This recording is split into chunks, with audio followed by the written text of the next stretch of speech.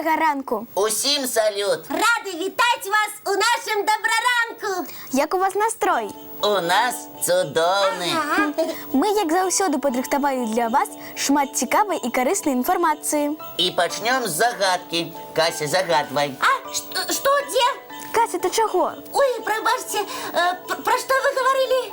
Кася, ты добраранак вядзеш ці варон лічыш? Яких таких ворон? А можа, ты вераб'ёў пералічваеш? З чаго вы ўзялі? Нічога я нікога не пералічваю. Калі ты не слухаеш нашу гаворку, значыць, ты лічыш варон. Ды не лічу я нікога. Я просто сняжынкамі за акенцам залюбавалася і уявіла, быццам я сама адна са сняжынак і разам з імі закружылася у зімовым вальсе. Ты так прыгожа расказваеш, што мне аж самой захацелася патанцаваць. Раз, два, тры, раз, два, тры. Толькі пры чым тут вароны? Сябры, а вы ведаеце, пры чым тут птушкі? Ды яшчэ вароны! Кар-кар! Хто-небудзь з вас чуў такі выраз?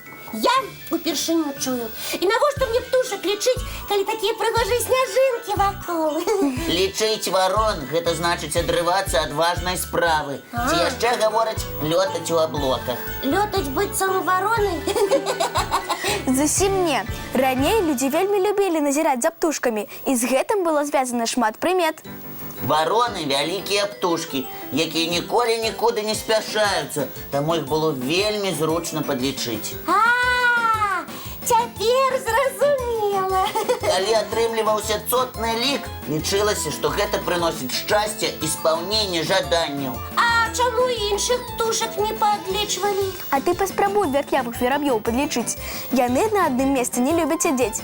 Імгненне і ўжо пераляцелі на другое дрэва. Так і ёсць. Вераб'ёў хутка не падлічыш. А ты, Кася, быццам лічыла варон, зусім на нас увагі не звяртала. Я цяпер зразумела, што за вароны. А мы ўсё чакаем абяцанай загадкі. Калі ласка, слухайце уважліва. Гуляе у полі, а не конь. Лётае у полі, але не птушка. Што гэта можа быць? Падумайце над адгадкай, пакуль будзеце глядзець наш ранішні мультфільм.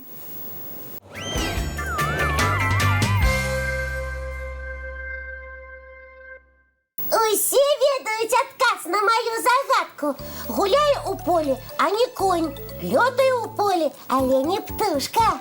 І гэта завіруха. Так. Сябры, а вы ведаеце, што чым большыя сумёты снегу, тым цяплей тым, хто пад імі. І хто, напрыклад, зараз пад снегам хаваецца? Бурыя мішкі даўно спяць і прачнуцца толькі вясной.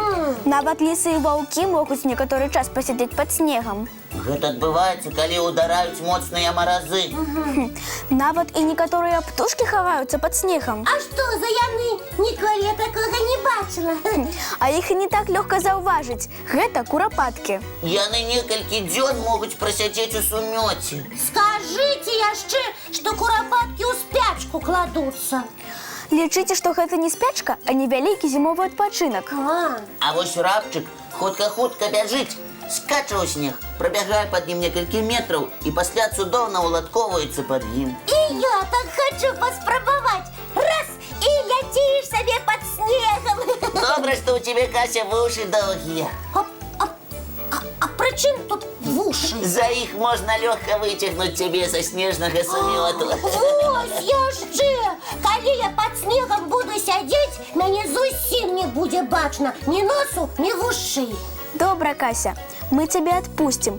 Толькі калі ты апранешся ўсё самае цёплае, што ёсць, а нос шалікам закрыеш. Так мне будзе нязручна. А мы не дазволім нашай любімай Касе змерзнуць. Ну, добра.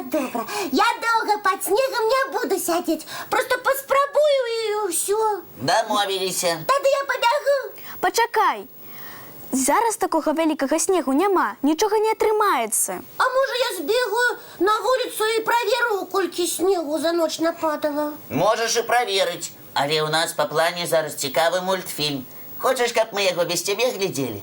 Мультфільм? А які? Вельмі цікавы, табе спадабаецца. Ну, тады я адным вочкам у акенца пагляджу і адразу мульцік глядзець, добра? Добра, глядзім.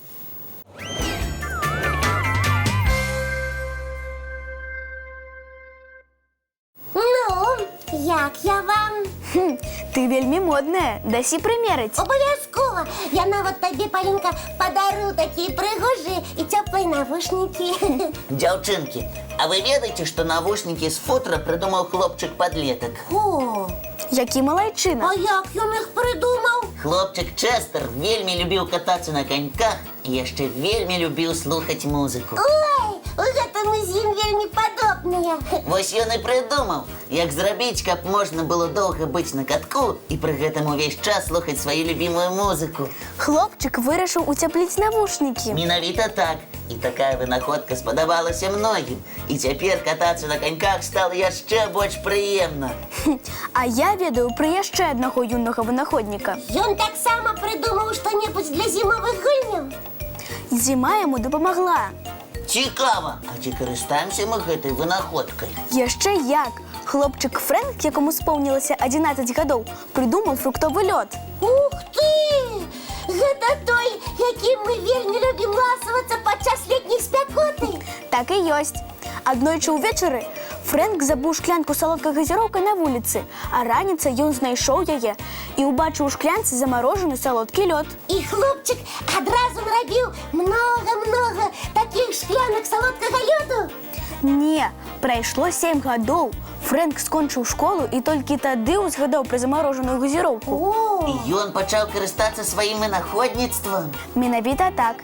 Цяпер ужо дарослы Фрэнк адкрыў сваю фабрыку фруктовага лёду. Мы пра смачнае пачалі гаварыць, і мне так перакусіць захацелася. Так давайте перакусім. І паглядзім цікавы мультфільм. О, давайте.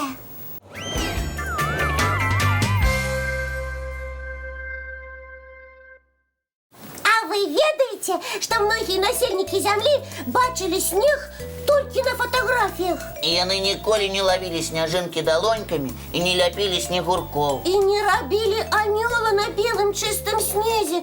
Бедненькие. Мы пра жыхароў Афрыкі гаворым. Ага. Яны нават не здагадваюцца, што можна кідацца снежкамі. Але аднойчы нават у пустыні Сахара выпаў снег. Напэўна, все подумали, что адбылося некое чараўніцтва. Гэтае дзіва мала хто ўбачыў на свае вочы, таму што людзей у пустыні жыве няшмат. А, Цікава, і колькі праляжаў снег у самым гарачым месцы на зямлі? Каля 30 хвілін.